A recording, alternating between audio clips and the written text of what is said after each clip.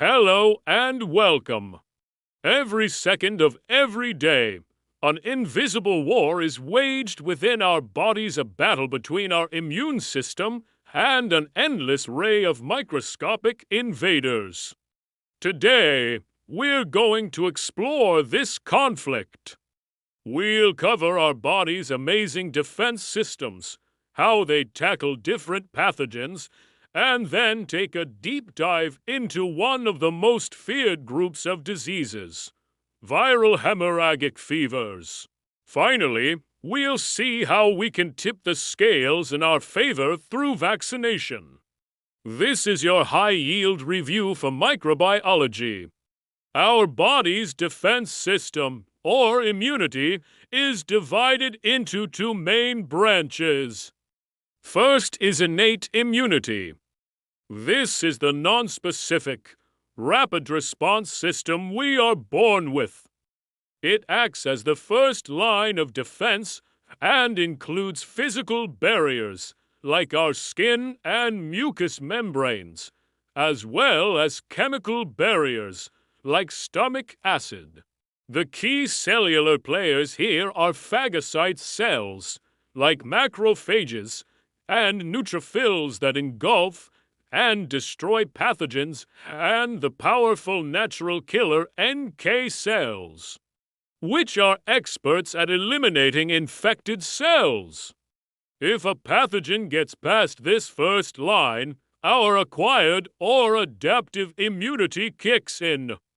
This system is slower to start, but it's highly specific and creates a long-lasting memory of the invader. It has two arms. Humoral immunity is led by B lymphocytes. When activated, B cells mature into plasma cells that produce highly specific proteins called antibodies, which can neutralize pathogens or tag them for destruction. Other B cells become memory cells, ready to mount a faster and stronger response if the same pathogen attacks again. The second arm is cell-mediated immunity run by T lymphocytes. Helper T cells are the generals coordinating the entire immune response. Cytotoxic T cells, or killer T cells, are the soldiers that directly seek out and destroy our own cells that have been infected by viruses or have become cancerous. So how do these systems handle different types of infections? Against viruses, the innate response is critical. Infected cells release proteins called interferons, which act as an alarm system, warning nearby cells to prepare for a viral attack by blocking replication. At the same time, NK cells patrol the body, killing infected cells. Once the acquired response is active, antibodies neutralize any free-floating virus particles. While cytotoxic T cells are essential for eliminating cells that are already hijacked by the virus. Against extracellular bacteria, the main defense is humoral immunity. Antibodies are key. They can act as opsonins, which is like putting a kick-me sign on the bacteria to make them more delicious, too. Phagocytes. They also neutralize bacterial toxins and activate a cascade of proteins called the complement system, which can directly lyse the bacteria. For intracellular bacteria, like Mycobacterium tuberculosis, which hide inside our cells, antibodies are useless. Here, cell-mediated immunity is king. Helper T cells release signals that supercharge macrophages, turning them into much more effective killers of the bacteria hiding inside them. Now, let's turn to one of the most formidable groups of pathogens, the viral hemorrhagic fevers, or VHFs. These are severe, multi-system illnesses caused by several families of RNA viruses that are characterized by high fever and bleeding tendencies. There are four main groups you need to know: the filoviruses, like Ebola and Marburg; the flavoviruses, like dengue and yellow fever; the bunyaviruses, like Rift Valley fever; and the arenaviruses, like Lassa fever. These viruses are all enveloped, single-stranded RNA viruses. Crucially, they are zoonotic, meaning they are maintained in animal reservoirs, like rodents or arthropod vectors, such as mosquitoes and ticks. Humans are typically accidental hosts. Their primary target in the body is the vascular bed. They cause a cytokine storm, leading to increased vascular permeability, platelet dysfunction, shock, and ultimately, multi-organ failure. Let's spotlight two key examples. Ebola, a filovirus, is infamous for its high case fatality rate, which can approach 90%.